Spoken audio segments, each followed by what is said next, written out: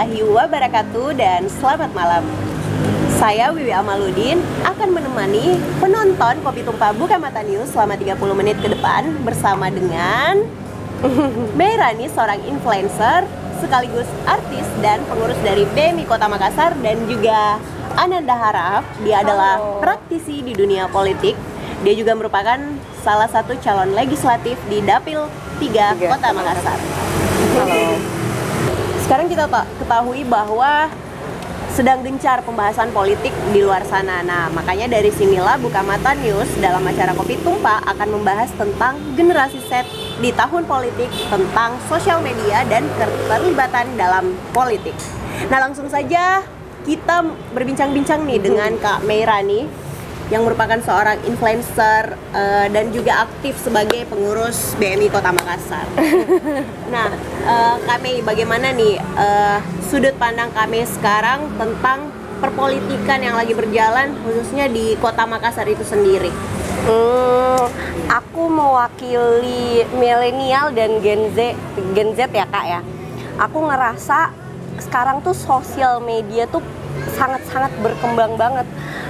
Tadinya tuh kita sosial media dari Facebook, Twitter, Pad, sampai akhirnya Instagram yang cuman untuk nge-share dari personal to personal, dari sama keluarga, sama kerabat, sama pacar atau suami. Akhirnya sekarang bisa buat share tentang kerjaan, tentang dapat duit juga di situ, dapat cuan juga di sosial media. Terus udah gitu dapat bisa share tentang politik juga. Jadi menurutku sosial media dan Gen Z ini tuh benar-benar sesuatu yang akan menjadi besar gitu loh, karena berkembangnya pesat banget. Banyak banget Gen Z yang sekarang umur di bawah 17 tahun aja tuh udah main IG kan, share gitu. Apalagi sekarang udah banyak banget Gen Z yang ikut juga berpolitik gitu, entah nyalek, entah ikut partai, entah ikut organisasi-organisasi di kampusnya. Jadi maksud aku ya, aku ngelihat ini wadah untuk kita nih sebagai Gen Z dan milenial untuk bersuara sih. Berarti sangat menarik ya? Iya. Berarti sangat menarik perpolitikan saat ini, apalagi di lingkungan para Gen Z ini ya. Iya, apalagi aku baca ya dari datanya KPU ada 66 juta milenial, ada Gen Z itu 47 juta yang akan ikut dalam tahun politik gitu. Jadi dalam pemilih ya, dalam pemilihan ya. Jadi menurut aku sekarang waktunya sosial media waktunya sosial media ini kita gunakan sebaik-baiknya untuk positive vibes, share tentang kebaikan, supaya kita juga melek nih, oh politik itu bukan yang kayak sikut-sikutan, orang tua banget, bapak-bapak banget, ibu-ibu banget. Ternyata tuh Gen Z juga bisa nih, kayak aku sekarang bisa ngurus BMI gitu kan, Nanda nyalek gitu. Jadi memang Kak Meirani ini sangat melihat detail ya bagaimana para pemilih Gen Z ini dan pengaruhnya di dunia politik saat ini ya, sedang gencar yang dibahas. Nah, kalau kami seperti itu, bagaimana sendiri dengan Kak Nanda ini, yang apalagi sekarang ini kita ketahui bahwa Kak Nanda ini seorang calon legislatif yang juga aktif sebagai pengurus BMI juga ya, salah satu pengurus BMI Kota Makassar. Dia juga merupakan calon legislatif dan praktisi di dunia politik. Okay. Nah, kalau melihat Gen Z yang saat ini memang sangat memiliki pengaruh besar di dunia politik saat ini sebagai pemilih pemula ya. Bagaimana Kak Nanda menarik perhatian mereka, para Gen Z ini ikut memilih, berperan aktif dalam politik tanpa harus menjudge bahwa politik itu ternyata seperti ini loh. Kan seperti yang kita ketahui saat ini pemikiran mereka seperti itu. Oke. Jadi gini, kita seragamkan dulu ya. Milenial itu apa, Gen Z itu apa. Kalau milenial, mungkin masih banyak yang belum tahu atau mungkin ada yang udah tahu, tapi nggak apa-apa, kita seragamkan dulu. Milenial itu adalah orang-orang penduduk Indonesia itu udah banyak banget sebenarnya di batasan milenial. Itu yang lahir dari tahun 1980 sampai tahun 1990-an. Nah, setelahnya itu adalah generasi Z. Generasi Z yang juga seperti tadi dikatakan sama Kak Mei, itu juga sudah masuk ke usia wajib pilih. Iya, wajib Ya. pilih. Nah, kalau untuk milenial itu jumlahnya kalau saya tidak salah ingat di Indonesia itu dari 245 juta penduduk ada sekitar 35% penduduk yang usianya milenial. Milenial itu kalau saya bisa bilang ya itu udah tua-tua banget sih sebenarnya, ya nggak tua-tua amat. Ya sepantaran saya ya, saya masih bisa dibilang milenial. Nah, kalau milenial itu mungkin sudah agak melek ya kalau dibanding Gen Z. Nah, itu memang PR kita adalah bagaimana mengajak Gen Z untuk terlibat dalam politik, karena saya melihat Gen Z itu untuk terlibat di dalam politik masih apatis. Kenapa saya bilang seperti itu?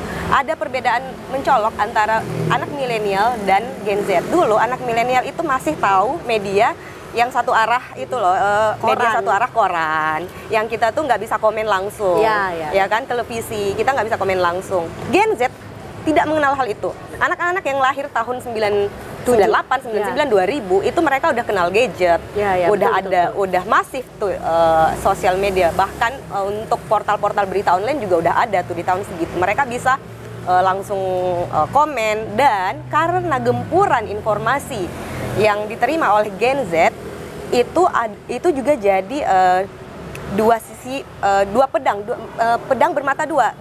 Bisa jadi ini adalah hal yang positif, tapi bisa juga jadi hal yang negatif. Kenapa?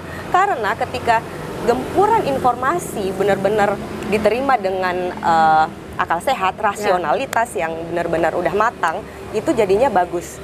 Ibarat kata senjata dipegang sama orang yang tepat, itu akan tepat guna juga. Tapi kalau senjata dipegang oleh orang yang kurang tepat, itu akan justru menimbulkan kekacauan. Setuju. Nah, ya, bisa jadi dihantam gitu ya. Iya. Lebih maksud saya itu adalah misalkan berita-berita hoax. Ya, betul. Berita hoax. Jadi ini adalah tantangan besar. Kenapa? Karena Gen Z itu menerima banyak sekali informasi sehingga harus lebih banyak filter lagi, lebih perbanyak referensi membaca, perbanyak, jangan cuma satu sumber saja langsung diterima mentah-mentah, tidak seperti itu. Berarti disinilah ya peran seorang influencer, seorang artis untuk menyuarakan bahwa seperti ini loh, informasi yang harus kita terima dengan baik, dengan bijak. Di sini peran seorang selebgram, influencer yang memang saat ini tuh Gen Z banyak ya yang minati. Mereka lebih mau menjadi seorang yang ahli di bidang influencer selebgram ini dibanding mau bekerja ya. Itu kenapa ya Kak Mei seperti itu? lebih gampang atau lebih banyak duitnya atau bagaimana? Easy money kah? Ini saya anak milenial bertanya sama anak Gen Z nih. Karena kalau social media sekarang tuh karena berkembang gitu ya, jadi tuh emang bener kata Kananda, easy money gitu kan. Apalagi sekarang tuh rame banget mengendorse gitu kan. Terus kita bisa jadi sebuah BA ya, brand ambassador, sebuah produk gitu kan. Itu kan easy money banget kan. Tapi kalau aku melihat social media tuh sebenarnya ya emang kita buat share kehidupan pribadi kita juga gitu loh. Kayak aku ibu rumah tangga juga, kebetulan udah nikah.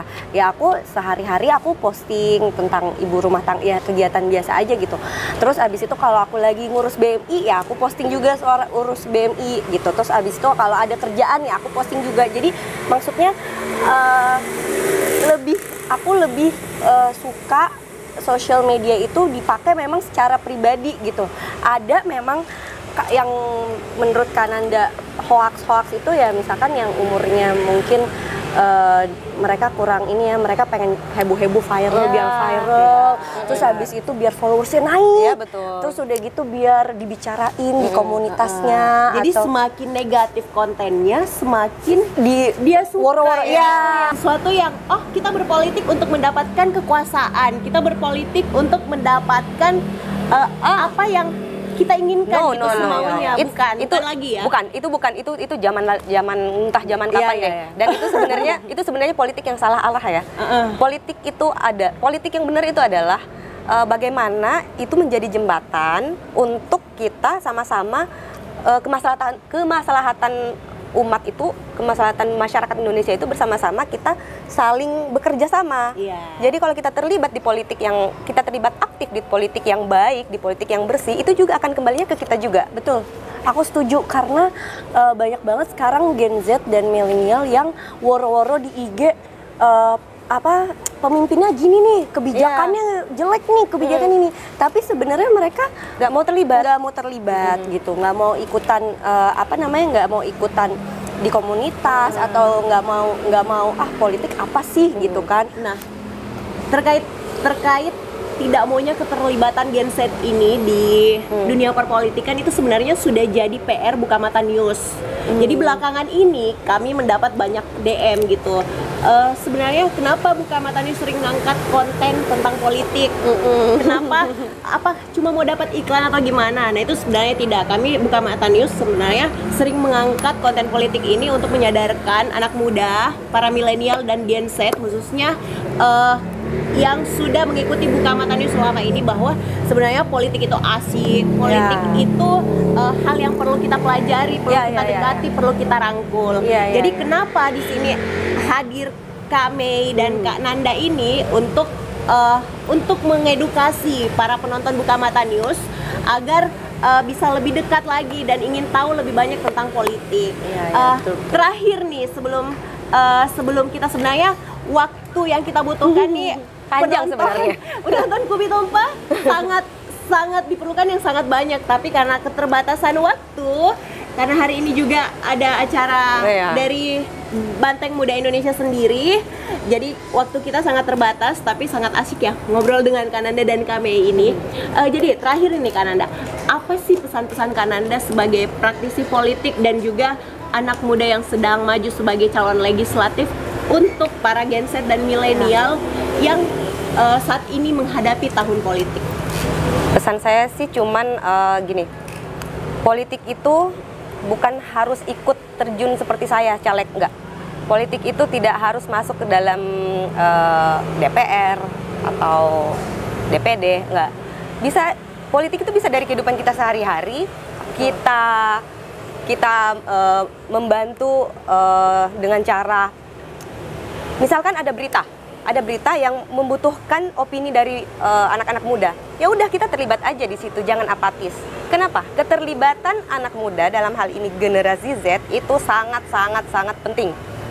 Karena ini akan membantu arah bangsa kemana nanti. Betul. Bagaimana caranya kita bisa koar-koar kalau kita nggak ikut terlibat. Itu aja sih. Politik itu seru. Itu aja sih dari saya. Dari Kananda, politik itu seru. Nah, kalau dari kami sendiri, apa sih pandangan kami sebagai influencer yang sebenarnya yang kami tahu ya dari backgroundnya kami itu baru aja nih terjun di dunia politik karena ikut dengan Banteng Muda Indonesia. Jadi aku karena baru terjun ke dunia politik, yang aku rasakan sendiri ternyata emang seru banget. Maksudnya bukan bohong-bohong ya, aku emang bener-bener ngerasain ketemu orang baru, kita jadi bisa lebih open minded, terus udah gitu kita bisa mengedukasi diri sendiri sama pengetahuan-pengetahuan yang sebenarnya ternyata politik gini ya, ternyata begini ya, kita harus lebih jaga diri supaya nggak menyebarkan politik-politik yang hoax kan. Selama ini kan banyak banget politik hoax yang kayaknya gaduh banget, bikin hate speech segala macam. Jadi menurut aku politik sekarang, influencer terjun ke politik ini tuh bener-bener menurut aku berkesinambungan sebenarnya sama dunia nyata gitu loh, sama dunia di luar politik ya, karena akhirnya kita jadi pemikirannya tuh jadi lebih luas lagi gitu. Dan menurut aku sih ini salah satu dunia yang bikin aku happy ya, enjoy gitu. Oh ya, aku mau nambah satu lagi, boleh? Ini di garis bawah ya, ini kan tahun politik, gunakan suara dan hak pilih teman-teman. Karena itu sangat penting. Betul. Untuk arah bangsa ke depan. Itu Iya. aja sih. Karena jangan golput deh, Jangan golput. Jangan sampai suara kita diisi jangan sampai oh ya, satu, pilih orang baik karena kalau enggak yang duduk adalah orang jahat. Tapi bukan tagline-nya ini. Bukan. Suara rakyat, suara Tuhan. Oh, bukan. Tagline lama ya? Tagline lama. Oh iya. Ya. Tante, sangat tidak terasa perbincangan kita dengan Kananda dan Kame ini sampai saya berkeringat nih penonton. Karena kita outdoor. Iya, ini padahal malam loh. Saking panasnya pembahasan politik. Enggak ini. dong, politik seru dong. Sangat seru. Ya. Jadi sangat seru lah perbincangan kita malam ini bersama dua milenial yang ada di samping saya. Sampai ketemu lagi di acara Kopi Tumpah berikutnya. Semoga ada pertemuan-pertemuan berikutnya ya Kananda dan Kame. Semoga ada waktunya nanti kita atur ulang kembali waktu Kananda dan Kame untuk perbincangan politik yang lebih seru, lebih menarik dan lebih anak muda lagi. Sampai jumpa.